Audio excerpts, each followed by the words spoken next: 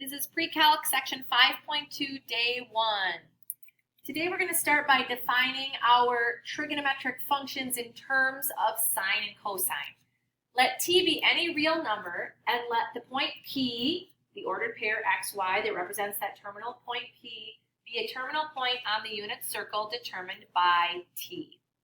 And the sine, which we abbreviate as sin, is going to be the y value of our ordered pair. And our cosine, abbreviated cos or cos, is going to be the x value of our ordered pair. And we know that from the triangles on our unit circle. We know from trigonometry that our tangent value is our sine over our cosine, or our y value over our x value. And of course here we have to have a restriction, and we have to say that x cannot equal 0, because if x is 0, then our tangent is undefined. Cosecant, abbreviated CSC, is going to be the reciprocal of our sine, so 1 over y. Again, y is not going to be allowed to equal 0, otherwise our cosecant is undefined. Secant, which is the reciprocal of cosine, is abbreviated SEC, and so that is going to be 1 over x, where x cannot equal 0, or the function is undefined. And then finally, cotangent is the reciprocal of tangent, abbreviated COT, and that's going to be x over y, where y cannot equal 0. Since the trigonometric functions are defined in terms of the unit circle, they are called circular functions.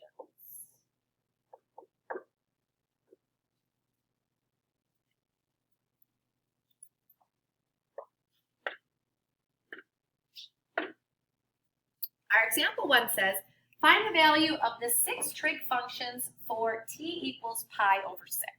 We know that the angle pi over 6 is in quadrant 1, and that the terminal point of pi over 6 is square root of 3 over 2, comma 1/2.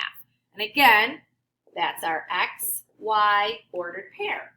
So now we're just going to go through and figure out our 6 trig functions. Well, we know that the sine is the y value, so that's going to be 1/2.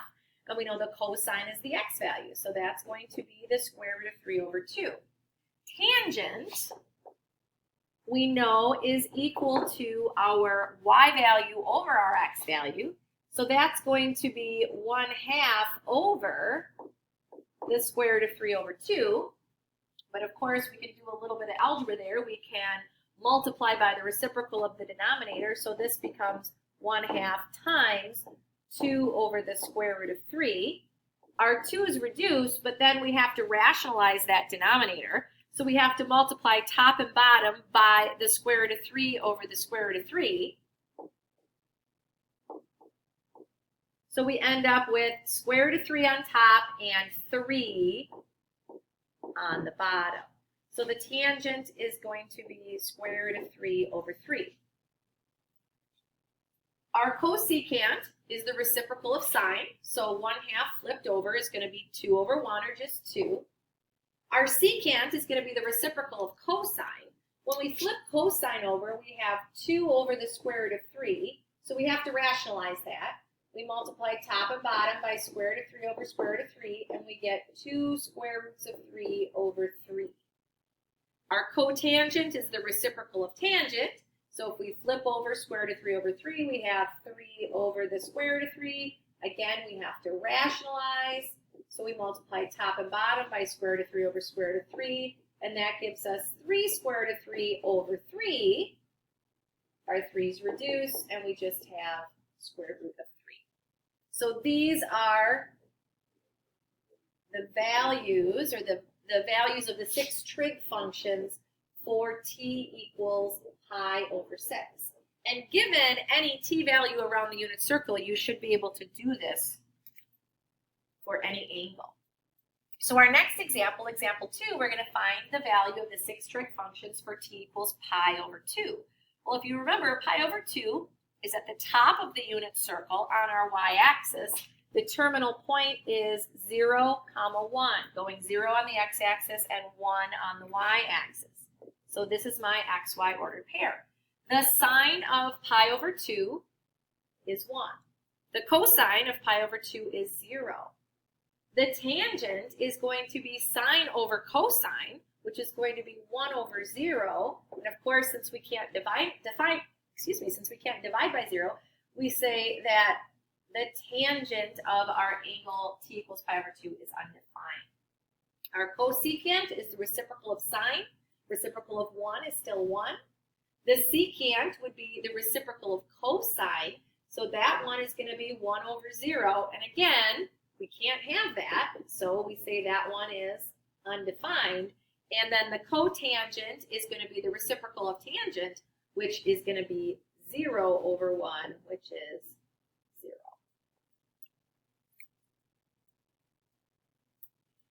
Whenever we talk about functions, we're always talking about domain. So of course, our trigonometric functions have domains just like any other function.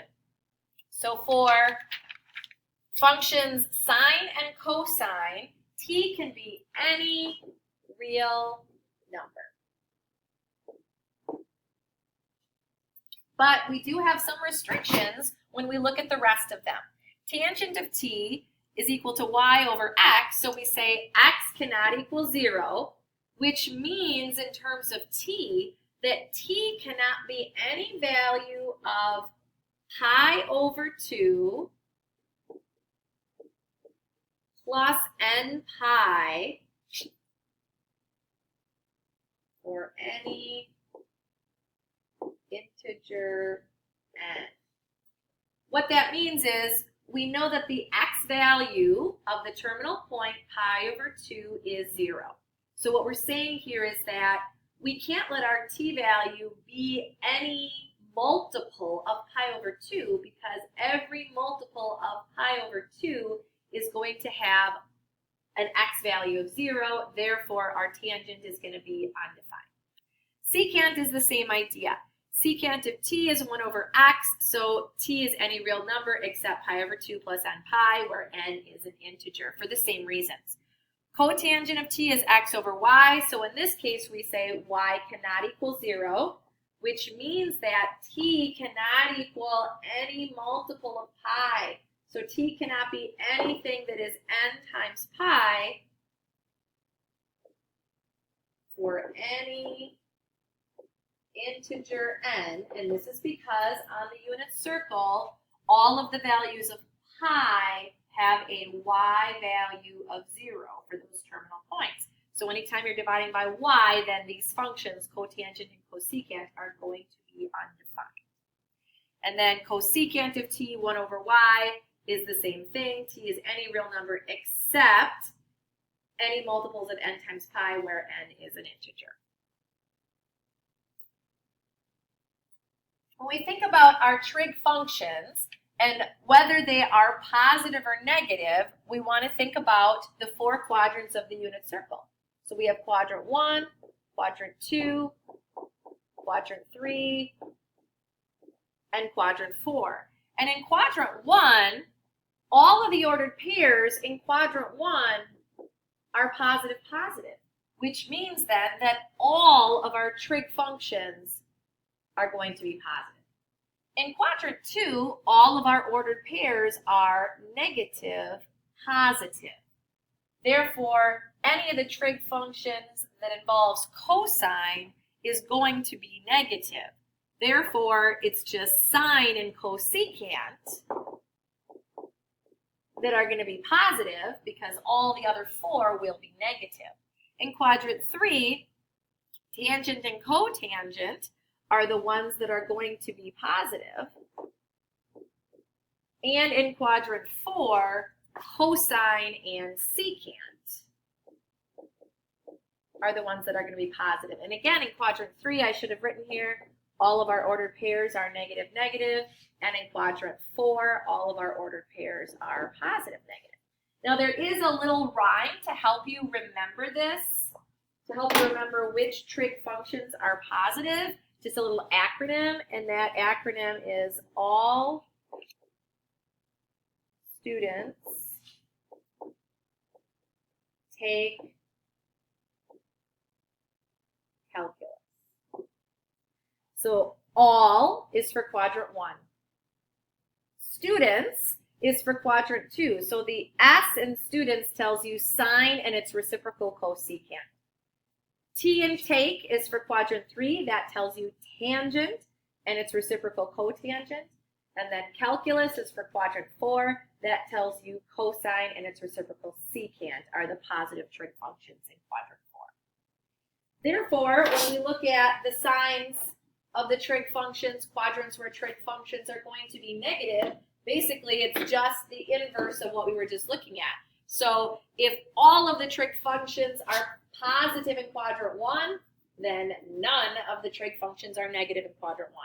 In quadrant 2, the positive functions were sine and cosecant, so that leaves us with cosine, secant, tangent, and cotangent being negative in quadrant 2.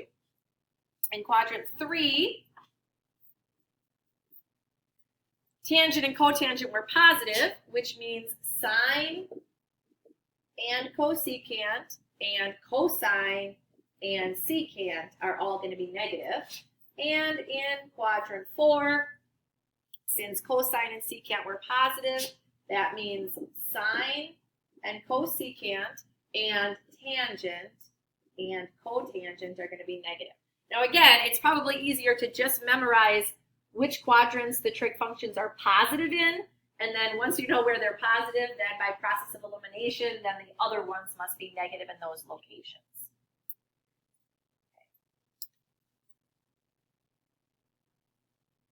Our last examples here, find the exact value of the trig functions at the given real number. So for example 1, we want to find the tangent of 3 pi over 2. So the first thing is, where's 3 pi over 2 on the unit circle? Well, if we graph 3 pi over 2, the terminal point is right there. And that terminal point on the unit circle is the ordered pair 0, -1. Now if we're trying to find tangent, remember that tangent is is y divided by x. So for our ordered pair, it's going to be, our tangent is going to be equal to -1 over 0, which is undefined. In example 2, 7 pi over 6. So that terminal point is going to be in the third quadrant. 6 pi over 6 is half the unit circle, so 7 pi over 6 is just another pi over 6 past that. And that ordered pair, the reference angle for it is pi over 6, so we know it's going to be square root of 3 over 2, 1/2. Since it's in the third quadrant, x and y are both negative, so my terminal point is negative square root of 3 over 2, -1/2. If I'm trying to find sine, sine is the y value of my ordered pair. So therefore my answer here is going to be the sine is equal to -1/2. And then my last example, I'm trying to find the secant of 14 pi over 3. Again, it's easier if we think of this in terms of a mixed number. This is 4 2/3 pi. So we're going to go around the unit circle, 1 pi, 2 pi, 3 pi, 4 pi, and then 1/3, 2/3, right here. Okay. The reference angle for that is going to be pi over 3, reference number or reference angle is pi over 3, and the terminal point for pi over 3 in the second quadrant is going to be -1/2 because the x value will be negative, and then positive square root of 3 over 2 because the y value will be positive in quadrant 2. So if we're finding the secant, remember secant is equal to 1 over cosine. And if our cosine is x, then secant is going to be 1 over our x value. So 1 divided by -1/2 is going to be equal to 1 times -2 over 1, which is -2.